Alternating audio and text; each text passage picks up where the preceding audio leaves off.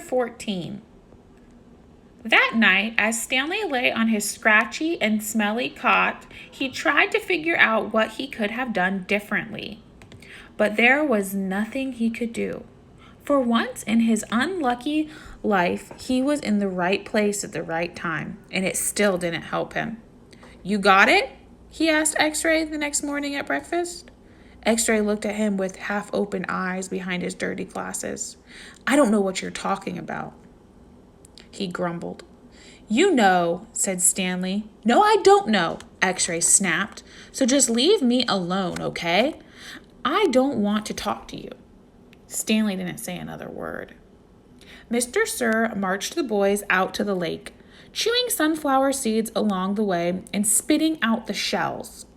He scraped the ground with his boot heel to mark where each boy was supposed to dig.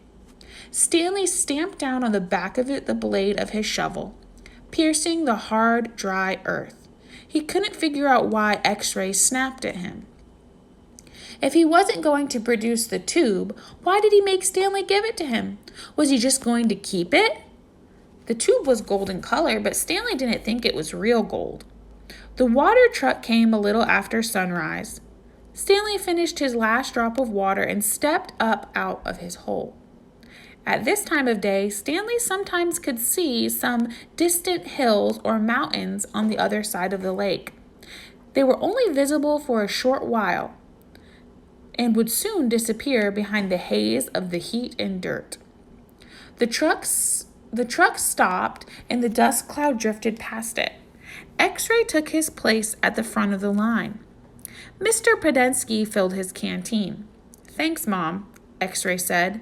He didn't mention the tube. Mr. Podensky filled all the canteens, then climbed back into the cab of the pickup. He still had to bring water to Group E. Stanley could see them digging about 200 yards away. "Mr. Podensky!"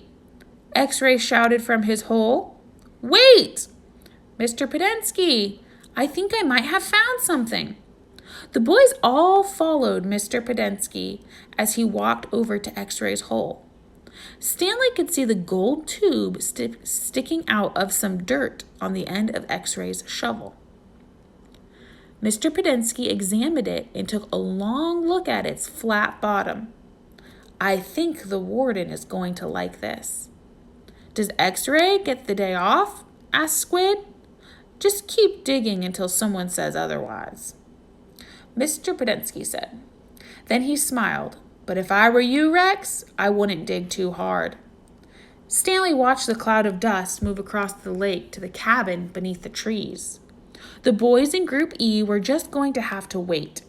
It didn't take long for the pickup to return. Mr. Podensky stepped out of the cab.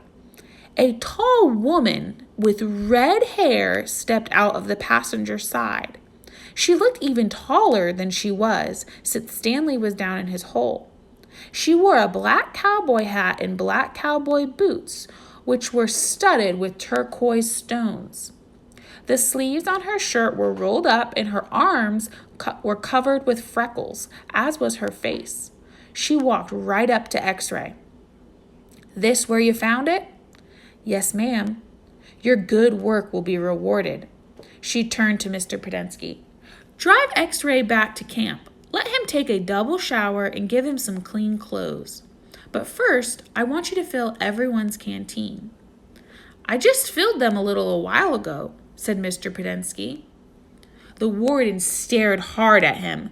"Excuse me," she said. Her voice was soft.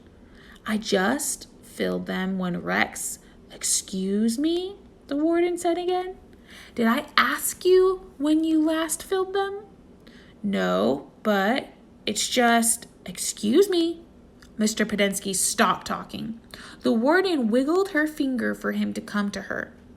"It's hot, and it's only going to get hotter," she said. "Now, these fine boys have been working hard. Don't you think it might be possible that they might have taken a drink since you last filled their canteens?" Mr. Podensky turned to Stanley. "Caveman, will you come here, please?" Stanley was surprised she knew his name. He had never seen her until she stepped out of the truck He didn't even know the warden was a woman. He nervously went toward her. Mr. Podensky and I have been having a discussion. Have you taken a drink since Mr. Podensky last filled your canteen? Stanley didn't want to cause any trouble for Mr. Podensky. I still got plenty left, he said. Excuse me? He stopped. Yeah, I drank some. Thank you. May I see your canteen, please? Stanley handed it to her. Her fingernails were painted dark red. She gently shook the canteen, letting the water swish inside the plastic container. Do you hear the empty space? She asked. Yes, said Mr. Podensky. Then fill it, she said. And the next time I tell you to do something, I expect you to do it without questioning my authority. If it's too much trouble for you to fill a canteen, I'll give you a shovel. You can dig the hole and Caveman can fill your canteen. She turned back to Stanley. I don't think that would be too much trouble for you, would it? No, said Stanley. So what will it be? She asked Mr. Podensky. Do you want to fill the canteen or do you want to dig? I'll fill the canteens, said Mr. Podensky. Thank you.